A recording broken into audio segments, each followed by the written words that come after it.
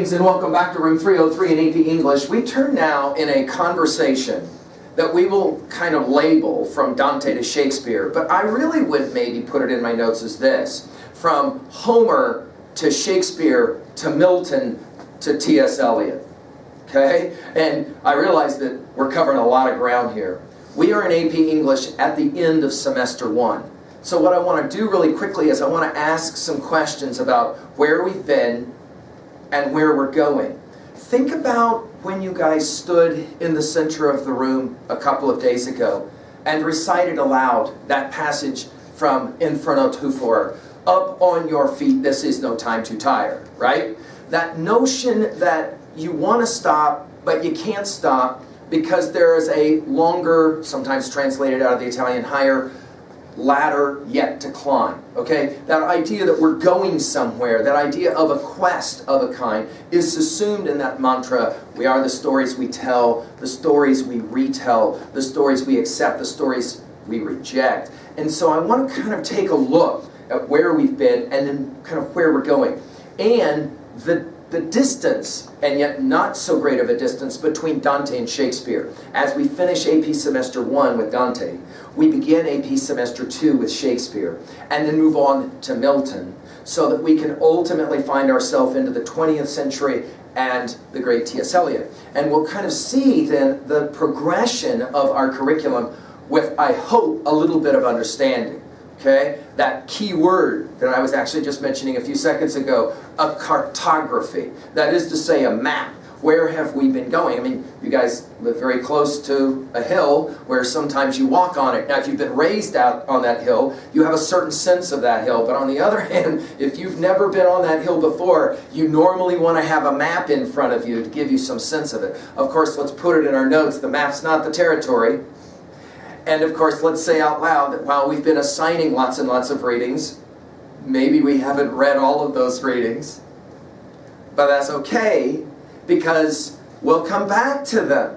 It's like I said to one of my AP students who confided at the end of a year, must have been confessional, and he said, "Mr. McGee, I have to tell you something. I got an A in your class, but I didn't do all the readings." And I smiled and I said, "Well, welcome to 303. Right? I hope I'm assigning more than you can read. That's my goal." And the realization is that you're going to come back to it again and again in your life. Trust me, you will. For example, when your children walk up to you and say, "I'm in an honors class and I had to do Dante," you'll go, that was a long time ago. "Up on your feet, this is no time to tire." Trust me, you will remember that line. You won't remember anything else from Dante, but you'll remember that. The reason you'll remember is because you stood in the center of 303 and we all laughed at one or two of us trying to say this thing. You see what I'm saying? So there will be a certain understanding that we're going forward. And I want to kind of set our study in the center of that cartography, if you get me. So let's ask it really quickly. Well, where have we been? Well, we started, as we said, we are the stories we tell, the stories we retell. So we kind of go back in the Western tradition and we ask, well, what are those earlier stories? We did Homer, we did the Iliad, we did the Odyssey, and right away we got that sense of life's kind of like a journey, kind of like a struggle, We've got those two motifs that are ever present as we start. And the question is, are Scooby Snacks an illusion or are they real? That's why Iliad 9, for example, is such a big deal, because all of a sudden Achilles is having a crisis of faith. He's not sure anymore. All his life he's known absolutely who he was and what he was about. Now all of a sudden he's like, I just don't know if it matters to him anymore, that thing about Kleos and Time and all that garbage. From there we went to Virgil and we did the Aeneid. And a lot of times that's a more difficult text for you guys to get into, and yet if we're going to talk Dante, you got to know your Virgil, because that was the pipeline for Dante to know about all these stories. In many ways, what Virgil does is he subsumes everything that Homer's done, and he then moves beyond it. And let's put this in our notes now, because that subsuming everything precedent, somehow reinventing it and going forward, that's what great artists all have done, okay? And obviously, as we're coming to what many argue the greatest writer of all time in Shakespeare, we're going to see Shakespeare playing a very similar game. In fact, we'll say it about Dante, we'll say it about Milton, we'll certainly say it about Whitman, and obviously we'll say it about T.S. Eliot. So in other words, a whole bunch of these writers, and yes, I realize I just mentioned all dead white males. We'll say that, of course, Alice Walker will assume the same as we enter our study of her, as well as Toni Morrison and others. In other words, what is it that makes great artists? Well, I think two things. One, they assume everything preceding to them in some kind of bizarre capacity. They're able to kind of figure out, Virgil was able to figure out what worked with Homer, okay? So he reinvents the epic, right? But then they do that second thing where they're able to forecast in some way. It's almost like predictive. And they're able to somehow qualify not just what's going on now, but what's coming in the future. It is darkly ironic, Gibbon will write about this in his fall of the Roman Empire, that Virgil really believed that Rome was it, and there would be nothing else after.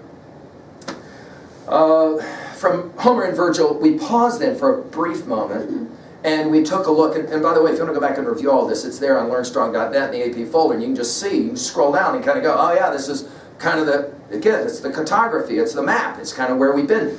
We paused for a little brief time, and we went to Aristotle and his Poetics. It's such an important moment in the history of thought, because again, Aristotle asked the simple question, what's the difference between you and your dog? And the answer was, both of you can look at the sunset, but only one of you can appreciate it. That was central for Aristotle. He said there's something fundamentally important about what it means to be a human being.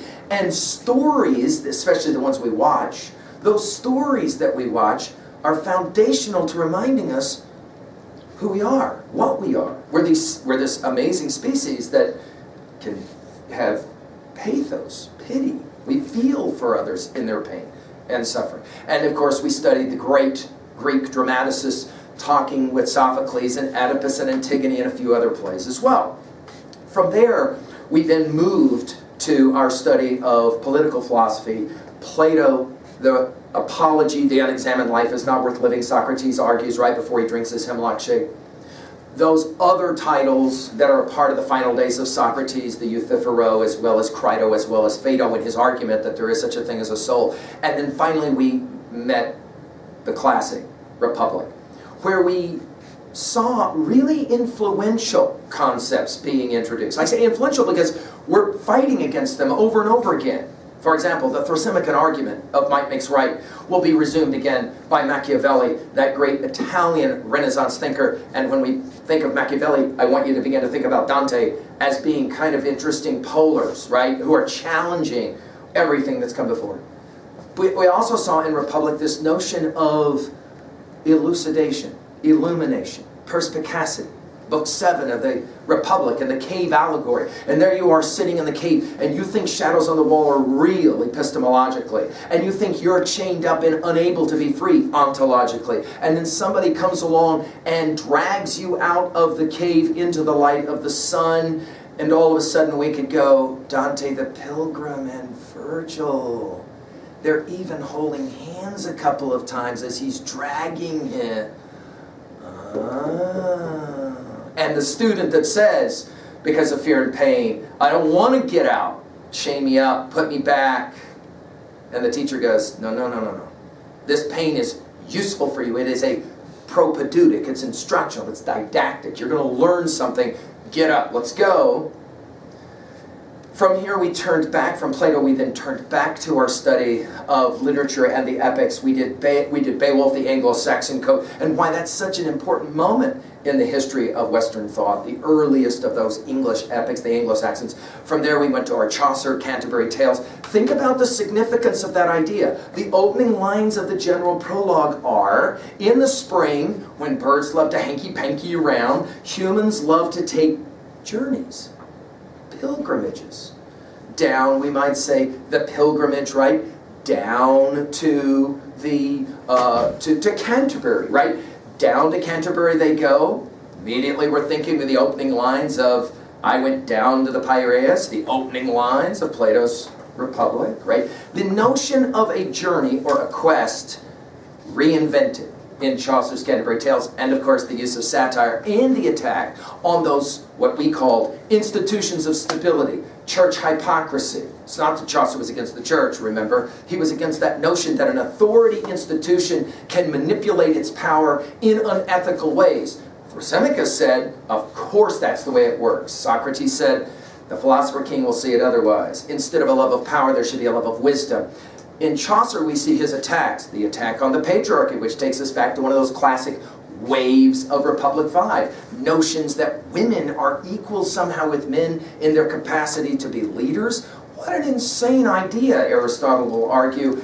And Chaucer's wife of Bath will say, I don't know, it's that insane after all. And then finally, the attack on class nobility. That idea that just because you're born a certain way, into a family, into wealth, into money, into power, that you're somehow special and better. And Chaucer's wife of Bath says in her tale, that's entirely garbage. I mean, how can you even believe an idea like that? Notice that we're beginning to kind of struggle then with this political ideology of what's most important, right? What's most important? The great philosopher Immanuel Kant will argue in his Critique of Pure Reason that humans are always wrestling with three questions. One, what can we know? Two, fundamentally, who are we? That's the ontological question, if the first is the epistemological question. And then finally, three, to what should we aspire to, right? What politically, how should we get along? How should we aspire? Is the individual the most important thing, or is the collective the most important thing? This tension that we'll see later in John Stuart Mill's On Liberty will play a similar kind of game, and it goes way back. From Chaucer we went to Arthur, and that's the quest for the Grail. And we'll talk about that notion of the quest again and again. I mean, if you'll think about it, all of our AP curriculum is trying to remind you that what we've said many times, you only get to swing at the park for just a little while. You ain't met no 200-year-old people. All of the stories we've been messing with constantly are a mantra that remind us of this. You only get to swing at the park for a little bit. Swing well, have as much fun as you can, but the van is waiting, and it's always running. It's always running. I mean, that's the whole point from the Iliad on, right? It's always running. To that degree, you've got to go to the van. I don't want to go to the van. No, you don't understand, dude. Everybody's got to go to the van. That notion of playing at the park, the swinging, as a quest where we're learning something. We paused for a moment and we studied our Epic of Gilgamesh right in this window as well. Same gig, right? Trying to figure out who I am by the quest that I go on. From Arthur, we then moved to St. Augustine. And the reason we did St. Augustine's Confessions is because Augustine is one of those pivotal thinkers that will start with his ancient notions of the epic poem. And then his Christianity will come synthesized. That's what all these great thinkers do, is they're synthetic thinkers, so that his Confessions is a pivotal moment in the history of thought and literature. And from Augustine, then finally to Dante. Now, that's the first semester of thought. And I think as we get ready to move on to our Shakespeare, then to our Milton, and then beyond Milton as we move into the times to follow, okay, these epochs as we sometimes will refer to them. We're talking then about the Romantic period, the Scientific Enlightenment, the differentiation of the value spheres as we'll talk about it, ultimately the 20th century, and right before the 20th century, and those three classic thinkers of Darwin, his Origin of Species is pivotal to the 20th century, Marx, his ideas of the conflict of struggle within economic class, going to be hypercritical for our thinking, and then finally Freud, and that notion that the psyche and all actions are motivated. Of course, we would know this if we know our Iliad. But the ways in which those three thinkers, and Nietzsche as well, will inform then our 20th century thinking, so that by the time we meet W.B. Yeats and the time we meet T.S. Eliot, we'll be ready to kind of ask this question at the end of the second semester, as we're about to ask it now. Where have we been, not in terms of titles, but in terms of learning? Remember, that capacity to connect new information, to old information in meaningful ways. Let's talk about what we have said a number of times, our big five, and let's go there, okay? What is it that we've learned to this point? Big five. One, epistemology, right? That is to say, what it is that we know. Of course, you can argue that you have absolute certainty, absolute knowledge. But each one of these titles seems to suggest, man, that can get you in some serious trouble. The moment you think you know everything is the moment that you usually find out you don't know everything. Of course, there's the counter-argument that says there's absolutely no truth at all. This is why Iliad 9 is so important. Because Achilles has gone his whole life knowing everything. He was absolutely certain. It kind of helps when you don't get jacked because you're a special kind of warrior. And then all of a sudden to come to that moment where you go, I don't think any of this matters at all. None of it matters. There is no truth. Absolute relativism. Of course, to tell me that there is no truth is to posit a truth. Right? Doesn't work. The performative contradiction. What is it epistemologically all these titles have been suggesting for us? You probably want to hold the fallibilist position, epistemologically speaking. And again, what is the fallibilist position? I think I'm right, but I could be wrong. Think about how Dante is going to play that game out in the Divine Comedy. I think I'm right, but I could be wrong. That I could be wrong is foundational to the scientific method. I mean, think about that. When we talk about Francis Bacon at the beginning of the scientific method in Western Enlightenment and the scientific Enlightenment, fundamentally, it is a fallibilist epistemological position. I think I'm right, but I could be wrong. And that's okay that you're wrong. As a matter of fact, sometimes it's really good to be wrong. Go back to our Plato study again. Sometimes being wrong is the most important thing about being right. That's why philosophically we can say being right can be wrong. And being wrong can sometimes be right. Or as Shakespeare will say it in Macbeth, fair is foul and foul is fair.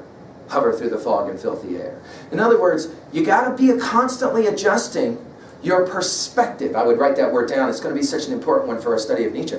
Perspective, the way you see things. And the more places you can have that perspective from, the closer maybe you can get to this thing we call truth, right? Ontologically, the second of the big five, ontology. What have we learned about who we are? Boy, this is a really important one. Because what is it so many of these titles are telling us? They're telling us, you're really important. You're really important.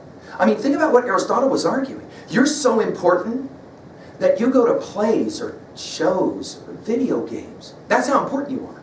In other words, wait, what are you saying? No, you're really an individual who lives in a world of other individuals. And you are fundamentally precious.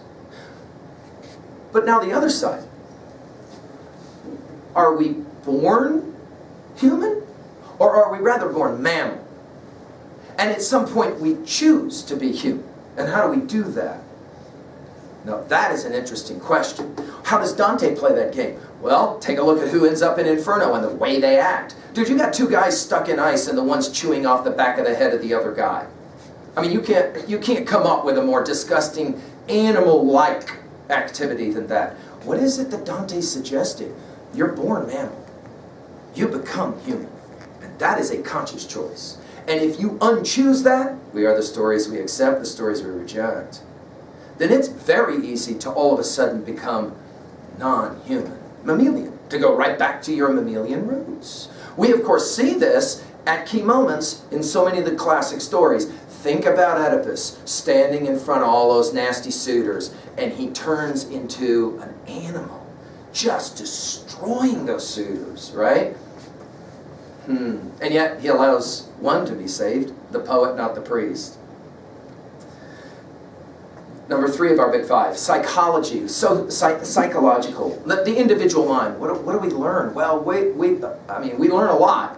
But one of those clear things we are seeing from all these stories is that our actions seem to be preceded by motivations. Motivations that are often unknown. We're unconscious of them. This is Freud's argument. We're unconscious of them. We're not totally certain why we do the things we do, why we say the things we say. A lot of it is about fear, anxiety, worry, trying to take care of something unknown coming. A lot of it, of course, has to do with the past thing. A lot of it has to do with the future and the worries about the future, the concerns about the future, the hope to make the world a better place, if possible. All of that is assumed in each one of these titles, asking what psychologically is going on with Achilles or with Dante the Pilgrim. And why is it that he's ready to quit? And why is it that he gets up and keeps going? Some of you will say, well, it's that passage we were reciting, that up on your feet. Well, those are words. But how is it that those words become then motivators for action? These are interesting psychological questions. You'll remember, it will be Plato, Socrates' teacher, who argued for that tripartite view of the soul. That soul, that spirit, that psyche, that somehow, maybe, Plato's Phaedo, somehow maybe lives beyond death. It's got to be ordered in some way. Remember, with reason governing those emotions and those desires. Sociologically, or number 4 of our big 5, sociologically, what are we learning? We learn we live in groups. It's the way it works. I mean, it's never been your life, as we have said, ever. Right? 2 people hooked up and exchanged fluids to produce you. And from the moment that happened, your life is our life. It's always been our lives, right? We're interconnected in these amazingly complicated ways. And these stories all seem to suggest that. Notice how peopled Dante's hell is. Dude, there's people everywhere. It's like the city of Florence. It's like any big city, you know? Anytime you go to a big city, you're like bumping around into people. And yet, somehow we're all connected. Somehow we have to find a way to get along. And we're back to Book 8 and the declension of state argument from Plato's Republic. That notion that there is an ascension because of harmony, and then there seems to be a declension because of disharmony. And Marx is right. It does have a lot to do with economics, but it seems to have a lot to do with other things as well. And so our texts are playing that game. Like this. Can we actually build a better world? Or are we rather stuck with the world that we've got? And for anybody that complains about modernity, all you got to do is point out, medicine, just saying, there was a time when you stepped on a nail, you're pretty much jacked, right? And now all of a sudden,